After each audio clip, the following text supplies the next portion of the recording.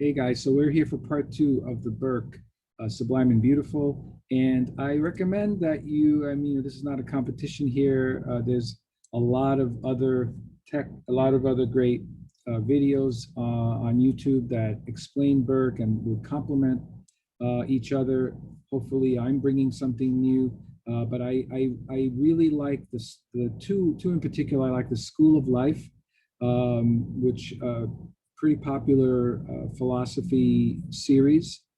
They have an Edmund Burke presentation with their great graphics, and then the Yale courses presentation, a lecture on Edmund Burke, which covers the political side and talks about the conservatism of Edmund Burke. So Edmund Burke is often seen as the father of modern conservatism, but it's important to understand, first of all, to contextualize the conservatism and also to categorize the conservatism. So we have, like, for example, libertarian conservatism, which is anti-state. We have the type of conservatism that Burke practices, which is an incremental conservatism, allows for growth and evolution of laws without destroying them altogether. So against, for example, against the revolution in France. And then we have a reactionary conservatism, which is resistance to all change. So that'll be better explained in the Yale lecture. Here, I'm more interested in talking about the text itself, understanding it deeply, making connections to the history of ideas, the history of psychology, the history of science, the history of aesthetic theory, and it could be used in a lot of ways. It could be used for people who are writing on art, on music, on literature.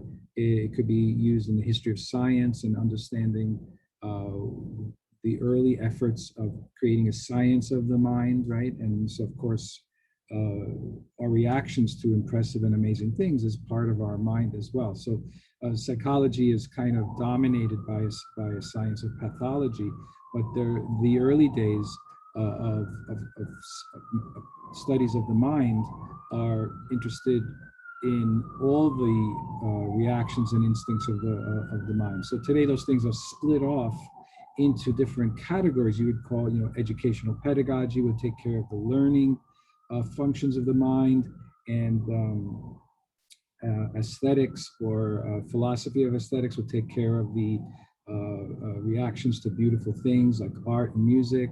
But in the 18th century, one of the advantages of the Enlightenment is those things hadn't been split up. And so a philosopher like Edmund Burke or like Berkeley, Mary Wollstonecraft, the great feminist, these people could talk about a lot of different topics in the same book, not because they were confused, not because these things were so primitive, but because there was a lot more interplay between the sciences and the arts and the humanities before they got hyper-specialized, right? So this is kind of the beautiful part of it as well. So let's go right into what happens after this section on the words, and I'm going to just read down here at the bottom. It says, to make anything very terrible, obscurity seems in general to be necessary. So this is another aspect of the sublime. The sublime has an aspect of fear, something that can kill you, but it also has an aspect of obscurity. In other words, the more unknown something is, and the more we don't have a clear idea of the whole proportion of this thing, the more sublime it will be. And his examples are great. His examples are like, take a look at what the Americans do, and interesting the way he uses the word American here. Almost all the heathen temples were dark. Even in the barbarous temples of the Americans at this day, they keep their idol in a dark part of the hut, which is consecrated to his worship. So by Americans, of course, he means Native Americans. And here he's saying, notice that the great religions of the world, the spiritual traditions of the world, and the architecture of these places that are supposed to evoke the sublime, right? They emphasize darkness, they create darkness, they are often a maze-like structure, like, for example, the great temples of the Parthenon, of the Acropolis, including the Parthenon. Today we see these Greek temples and they look like these beautiful minimalist things, you know, with these pillars and the sun streaming into them.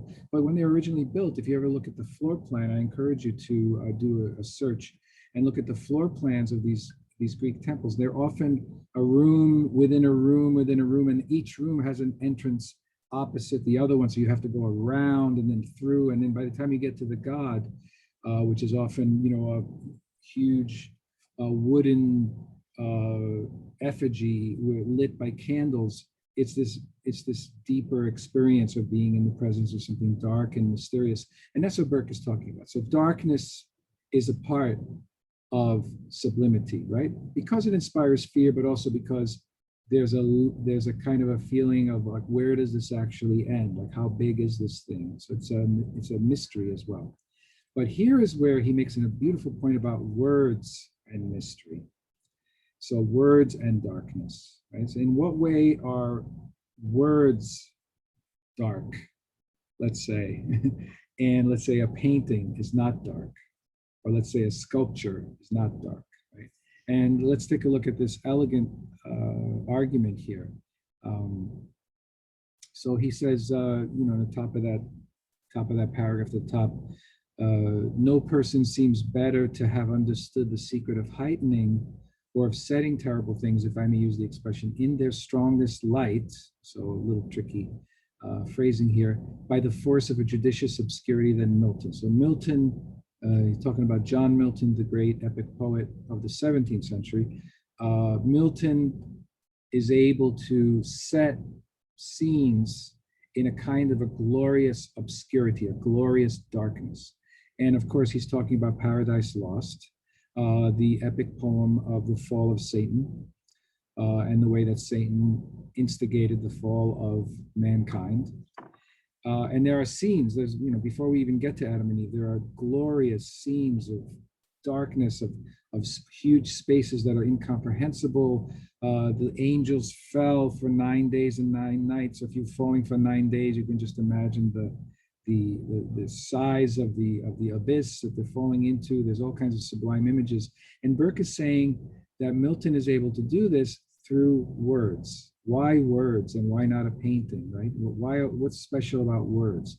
But first he introduces a quotation from Paradise Lost where Milton is talking about the sight of the figure called death, right? And it says, the other shape, if shape it might be called, that shape had none distinguishable in member, joint, or limb, or substance might be called that shadow seemed, for each seemed either. Right, so in other words, the shadow, the darkness, the dark parts of the figure look like substance, but the substance of the figure looks like shadow. So it's hard to tell what's a shadow and what's actually a thing. Black he stood as night, fierce as 10 furies, terrible as hell, and shook a deadly dart. What seemed his head, the likeness of a kingly crowd had on. So even the words take you to a distance, right? The likeness of the crown. It looks like a crown.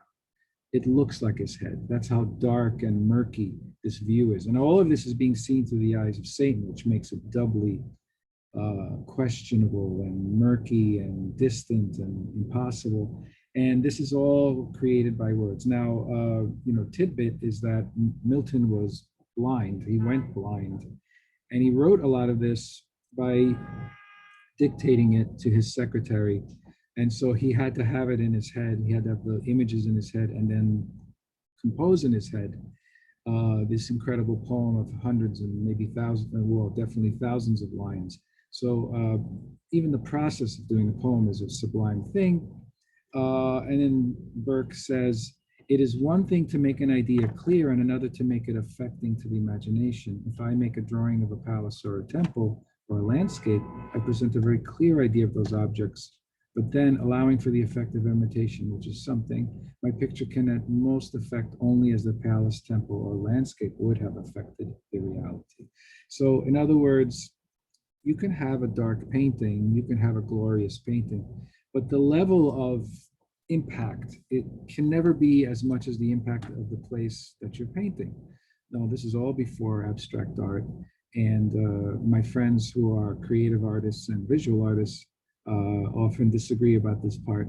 And my students at Parsons here in New York, many of whom are visual artists, the interesting point is that words, because they never give a full picture. It's not because words are more powerful than painting. Think about the beauty of this argument.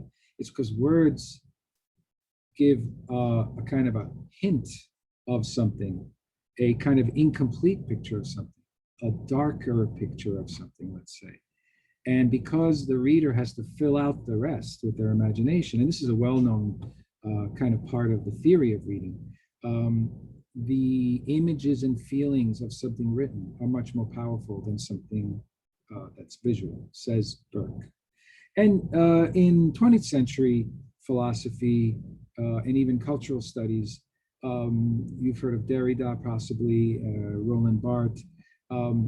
These are post-structuralists, and they have something that would fit in with this a little bit, where they say, Derrida, for example, says that all of our perceptions of culture, of ideas, of the things that we perceive to be culture are all originally verbal, right? So it's words that create all the other perceptions, that frame all the other perceptions. If I'm oversimplifying Derrida, I would not be the first. So, definitely in the comments.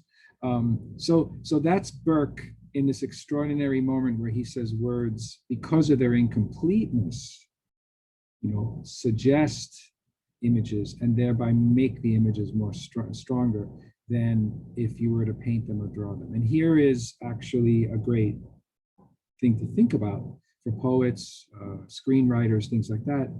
Do you have to explain everything 100%? Do you have to bring light and clarity to all your explanations? Or are suggestions actually even more powerful? So that brings a lot of kind of questions into the composition of creative works. And I'll skip over a bit here. And then here he is again talking about how children are much more affected by stories than by visions or sights or paintings or drawings. And then he says, in this unfortunate association, and lower class people and working class people are also much more affected by verbal art than by painting, right? And we might think about this, this unfortunate comment, but think about maybe there is something valuable there where you might say that words have a much broader appeal across social classes, across demographics than any other form of art, according to Burke.